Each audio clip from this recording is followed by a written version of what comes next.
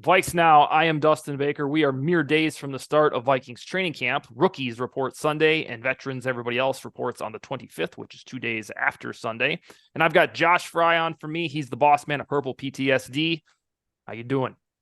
I'm doing good, man. Had a good reset over the past week. Ready to get into some Vikings football again. We're basically in the Christmas Eve stretch now, the off season, where we're just sitting on our hands. We've got all these gifts under the tree, all these free agent acquisitions, the new draft picks, everything. And then a couple days, we finally get to see them all get onto the field and see what they got. So it's a good time to be alive. I'm glad you've mastered your vacation planning because in our job, June and July are the dry spells. So Yeah. I usually take 2 big vacations with my family per year, and uncoincidentally, I put them in June and July because that's kind of when the dead zone hit. But you are correct. I'd say, in good faith, the dead zone is done, and Yep. we are here in the now with training camp beginning at the end of this week. So what I've asked you to do for the guys and gals watching on YouTube is to define 5 players that you have a keen eye on in training camp. And I don't care which way you go with this. If you want to tell me it's Kirk Cousins because he's in a contract year, great. If you want to tell me it's Jackie Chin, who basically nobody knows of, great. Maybe you're high on him. I want you to be as interpretive as you will. And I don't care which order you rank them in, but 5 players that you've got a particular eye on. Start.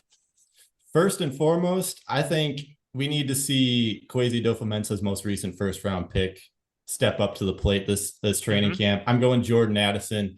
I think this could be a really interesting fit. See what Kevin O'Connell does with him in the offense. Can play both on the slot and on the outside. So you got a little bit of versatility there. He's definitely a little bit better in the slot. At least that's what I would say coming into the league.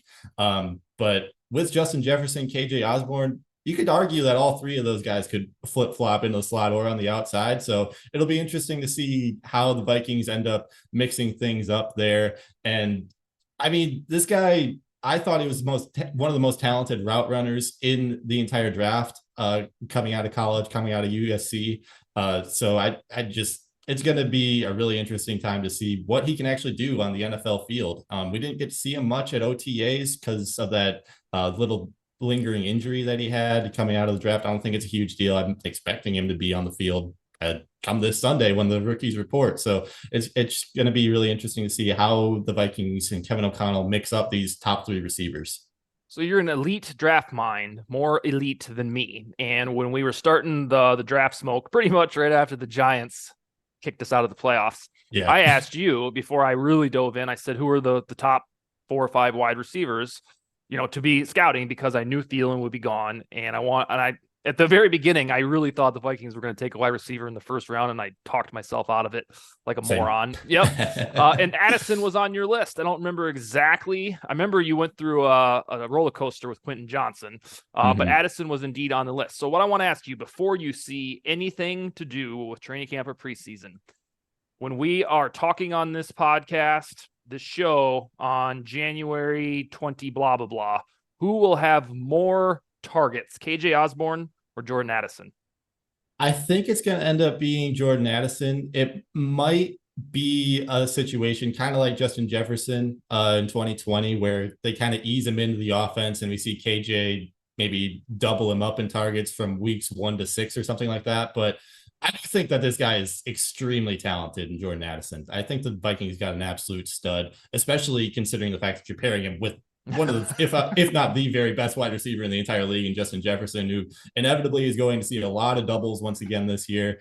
And I think that there's going to be a lot of opportunity for this guy, especially with his route running skills in the short and intermediate side of the field. I think he's got a lot of chances to rack up some of these targets. So I think it's going to be Addison at the end of the day. Will you go on record and guarantee the group that there will be no Laquan Treadwell-itis with this man? I'd be very shocked if there was. I really think I get a little bit more scared when the wide receiver relies a lot more on speed, athleticism in college to get open. But with Addison, that's just really not the case. He's not a guy that's going to be a burner down the field or anything. But when you get him targets in the short and intermediate, he knows how to get open. He knows how to run these routes. He's got explosive first step, and he's just a really twitchy athlete where he can he changes direction so well that it's going to be hard for a lot of defensive backs to cover him, especially when it's going to be like CB3 covering him for a lot of the year. I have this dream scenario, and we'll move on to your next guy in just a second. This dream scenario where Addison this is like a real homer take too, that Addison is so good, within the first couple months that the whole world is like, dear God, how do they keep doing this at wide receiver? And it's just this aerial theatrics, all over the place. Now, in reality, it'd probably be something normal, like 600, 700 yards for Addison. But it's kind of like my pipe dream that I talked about on the show on Monday with Kevin O'Connell. Like, we've spent the entire offseason going, 13-4, got lucky to win the division. They're going to regress. But what if they stumbled into this really fabulous head coach that Right. you look back in 5 years and be like, the son of a bitch finished 13-4 in his first year. Then the next year they went 13. What if they really got this right? That's kind of how I'm feeling about Addison. Like, these best case scenarios about what happens if he's that damn good too. And this mojo in Minnesota about wide receivers is just undeniable. Yeah, I mean, I'm not even really looking at the yards per se with Jordan Addison because I think inevitably a lot of those are going to go to Justin Jefferson, TJ Hawkinson. But yeah, in the red zone, I think we could see a lot of touchdowns from this guy right away. Like, especially no more Adam Thielen. They need a wide receiver that's really proficient at getting open in the red zone. And with Addison's route running, with how he did in college, he had 17 touchdowns in 2021 with Pittsburgh. I think there's a chance that this guy gets somewhere between like 6 and 8 touchdowns this year. Like, I don't think that's out of the realm of possibility. And at some point, assuming Kirk stays healthy, which he always does, even when you watch the Netflix documentary and he gets his ass bashed all over the place, there is this idea of Jefferson, Hawkinson, if Addison's good, Osborne. You can't cover all those people. And by the way, Jalen Naylor is pretty fast and good, or at least we think he's going to be good.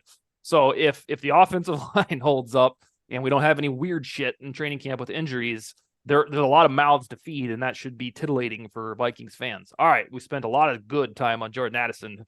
Who's going to follow Addison with your keen eye approach at training camp? I'm going to stick to the first round pick theme, and I need to see something out of Lewis Cine in this training camp. Again, he's a guy we didn't get to see. We got to see a little bit out of him at OTAs, but it was a lot of second team stuff still. He's definitely still getting his legs back to him, which is understandable considering the injury he suffered last year. But I do think that he's got a chance to secure himself a free safety starting spot this offseason in this training camp period.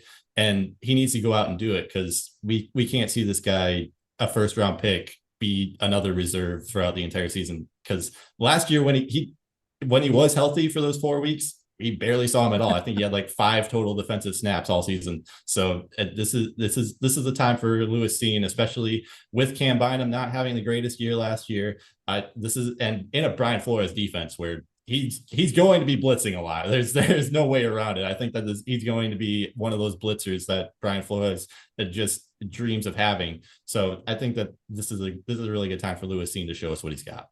That's been the most downtrodden or concerning thing, one of them, for the Vikings recent offseason for me is first of all, remember back in the day when Zimmer was the head coach and you'd have a first round rookie and they're like, he never plays rookies right away. Yeah. And then you fast forward to the new coach and he didn't play the rookie right away. And you're like, what? So, I don't know if it was just a Zimmer thing, perhaps so, but my concern here is that the recovery from injury has gone tremendous. The guy was running around within 3 or 4 months or whatever it was. But it seems like in the last 2 months, based on Kwesi Dafamensa's really touting Josh Metellus and Cameron Bynum played every single snap last year, it seems like the Vikings body politic all of a sudden has said, we're not so fast on Lewis Cine starting. And I'm like, really? Like, we're going to have to wait more? And it's great that Metellus might be a baller. It's great that Bynum played every single snap known to man. But if you want to understand Kwesi Dafa's draft acumen, this guy has to see the field. And so that's where I'm with you. If he can't find traction in a Brian Flores speed-heavy, blitz-heavy defense, then the prognosis on his career gets more grim. Now, that doesn't mean he has to start week 1 or he's doomed. It just means that by the time we look up in October, maybe by Halloween, the guy better be getting 70% defensive snaps. Otherwise, you're going to be looking at him and then maybe Booth going, dear God, Kwesi's first draft wasn't all that sexy. But that's all. Those are just fears, kind of like the absurdity of me thinking that Kevin O'Connell could be one of the greats or Addison's going to light up the world. My paranoia says like, well, if we don't think Cine's going to start this season again, when does he start? Do you feel that way at all? I do. I think that it's not a worst case scenario for the Vikings if he doesn't see a ton of time on the field. Like, obviously, it's a bummer if a first round pick is basically seeing like 50% or less of his snaps in year two. But I mean, like you said, Josh Metellus, I think that he can be a stud too. And I wouldn't be extremely surprised if the Vikings roll out a few lineups this year where it's all three of Metellus, Seen, Harrison Smith all on the field at the same time, because all three of those guys can play. And Cam Bynum, I mean, he played every single defensive snap last year, like you said. So he's not necessarily a scrub either. And at least he knows how an NFL defense runs and stuff like that. So I do think that the Vikings are in a good spot with their safety positions, but yeah, like you said, it'd be an extreme bummer if Lewis Seen is still not getting onto the field in year two. It always comes down back to draft stock. Like, yeah, exactly. If the guy has a first round and sometimes second round label, he needs to be good. And then when these dudes like Cousins or Prescott or Russell Wilson kind of show up out of nowhere without the first round label, it feels like gravy. So, and then even with Cameron Bynum, he's entering year three. It's not out of the realm of possibility. He just gets good. Like this is the way it works. And then you have, too many good safeties, which would be good for the long term because Harrison Smith is 34 years old. All right. Addison. And oh my goodness, who'd you just say? Lewis Seen. Lewis Seen. Yep. All right. So Addison, Seen, youngsters. Who's number 3? I really couldn't differentiate this entire position group, so I'm just going the RB room as a whole. Oh, yeah. Honestly, I have no idea what to expect out of this group of players. Is Alexander Mattison going to be the bell cow? Does Ty Chandler get some reps with the first team in training camp right away? Does Kene Nwangwu, who we've kind of been hoping is going to be this playmaker on the offense, but hasn't really happened so far in his first 2 NFL seasons, does he finally get some snaps with the group? And then where does Dwayne McBride fit into this whole thing? Oh yeah. I just think this entire RB room is going to be a fascinating group to watch throughout the training camp. I'm a little nervous about Alexander Mattison being the bell cow, but maybe he proves me wrong heading into a contract year with him as well. So, or actually, no, it's not a contract year anymore. What am I talking about? So I do think that this entire group is going to be just a fascinating watch, not even just in training camp, just the entire season. And I think the reason that it's so fascinating is that the 4 guys that are in the room right now with Dalvin Cook out of the way are somewhat big names for Vikings fans. Usually you have some guy like Bryant Koback as the 4th guy who know is a guaranteed practice squad guy if he even makes the practice squad. But this year they all have fascinating draft stock. Madison was retained kind of surprisingly to, we think, be the RB1. Ty Chandler was Kwesi's pick last year and he's probably not getting cut. Every year we do this thing with Kene Nwangwu that maybe they'll finally use him on offense because he's faster than Cheetah. We shall see if they. You know what it reminds me of is fantasy football. Every year we're like, all right, this Chiefs running back is going to be the guy that goes wild. Yep. We do it every year with some Chiefs running back, and then it's just a big nothing burger, except for McKinnon, like for a couple weeks. So it's or like Irv Smith. Every year we pounded our chest for the breakout year. It feels like we've been doing that for Kene, so they're actually going to do it, or they're not, and he's just a kick returner. And then Dwayne McBride, who 7-8 years ago would have been a 3rd or 4th round draft pick, now just as gravy enters the chat at running back. So I think the reason why your 3rd one here, the grouping as a whole, makes sense is the running back by committee part. We're so used to an RB1, Peterson, Cook for 16 years, that when you look at Madison on the depth chart, it's tempting for Vikings fans to be like, all right, well, Madison's the guy, and then the other guys will mop up. And training camp will be interesting because this leadership, Kwesi and Kevin O'Connell, are probably the kind of guys that wrap their arms around a committee more so than a bell cow. So it's the old meets new, the Vikings lore, having Adrian, having Dalvin, versus the analytics focus Moneyball that suggests, all right, well, who really cares who the running back is?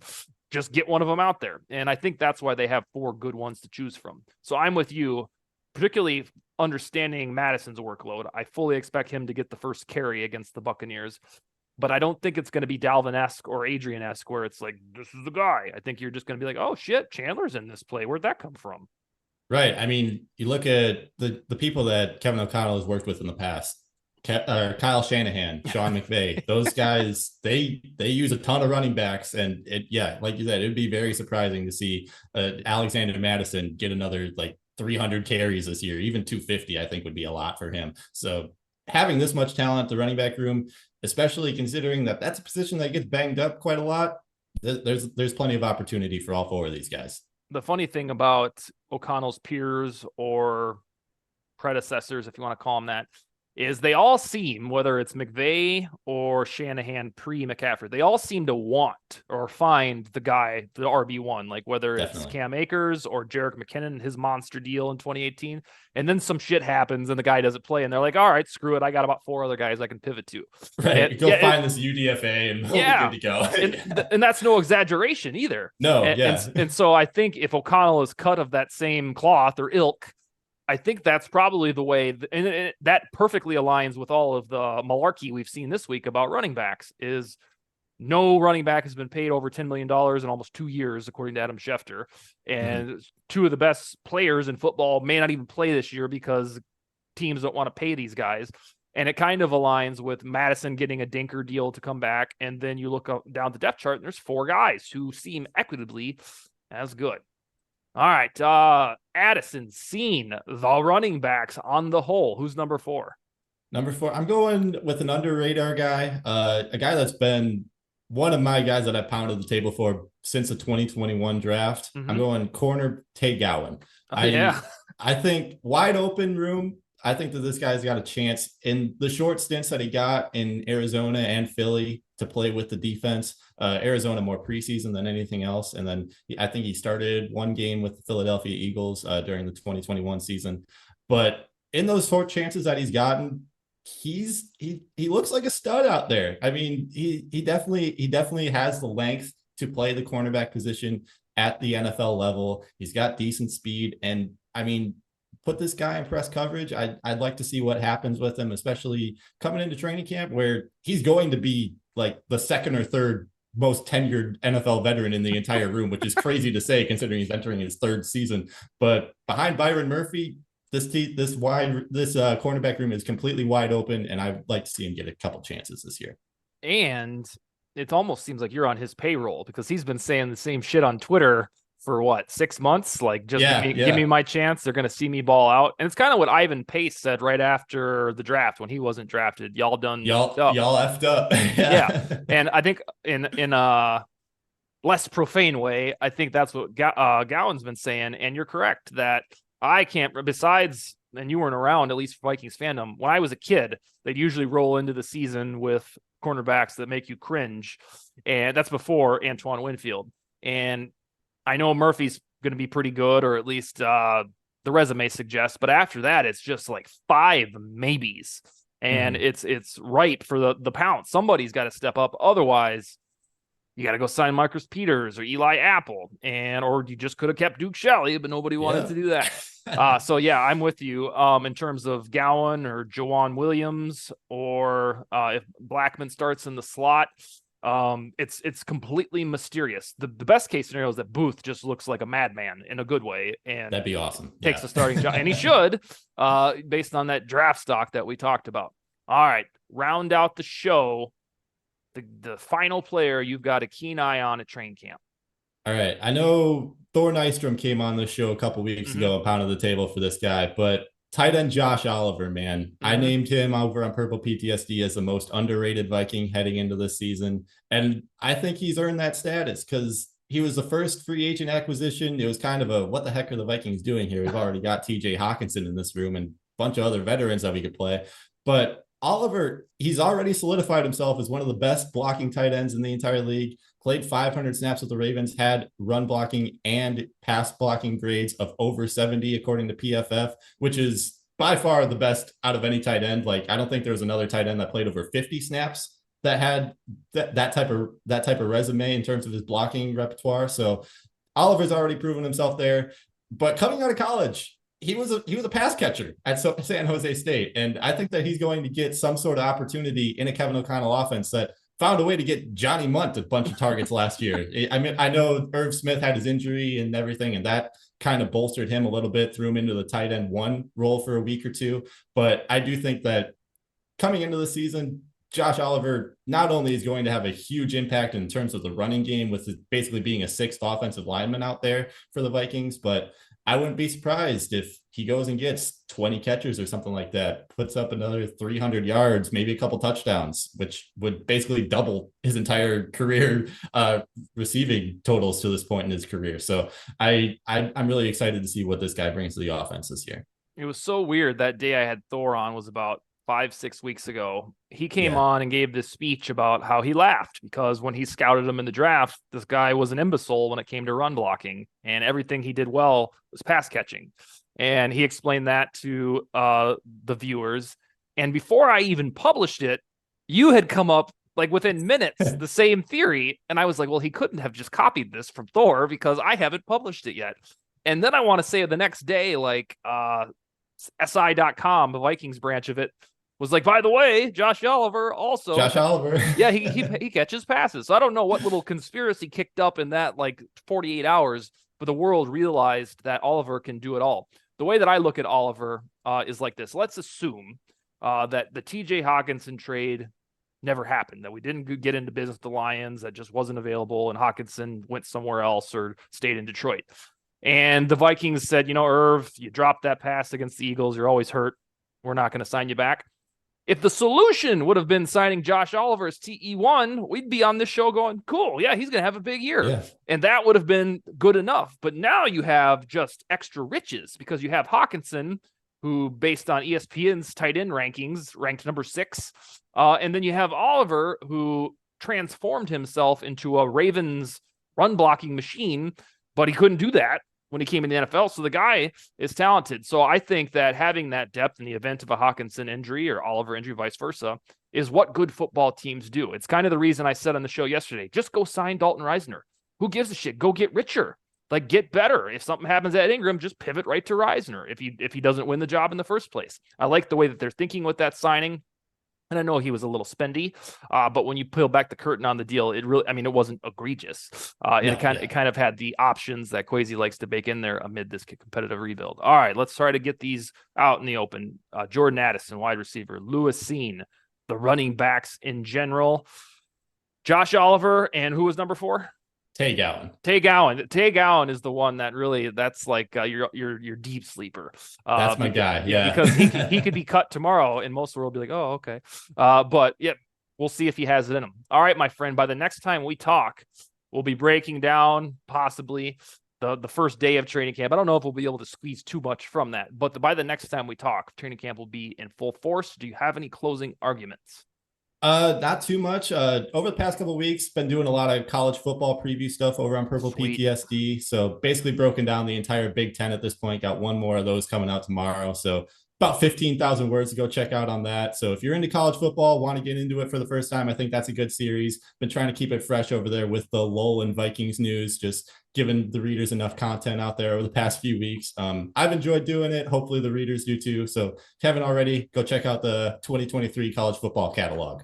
And that right there is why you are the elite draft mind and I'm the Johnny come lately. I don't. So outside of the Gophers, which is where I went to school, I'll keep an eye on college football, but I wait until the Vikings are eliminated to dive in and read and watch everything. And you do it around all year round. Is that correct? That's correct. Every Saturday morning, I'll be up watching game day, everything. So yeah, it's gonna be a good season. I'm looking forward to getting back into the swing of it. All right, my dude, I'll talk to you in 1 week to go through probably the first day of Vikings training camp, or maybe some extension. Maybe what else is there? It's really just extensions and training camp that's on the horizon. I hope we don't have to talk about his Danielle Hunter trade because that will really change my prognosis about what the 2023 Vikings want to do. But that's for another show. All right, my man, you take it easy. Take it easy, dude. Later.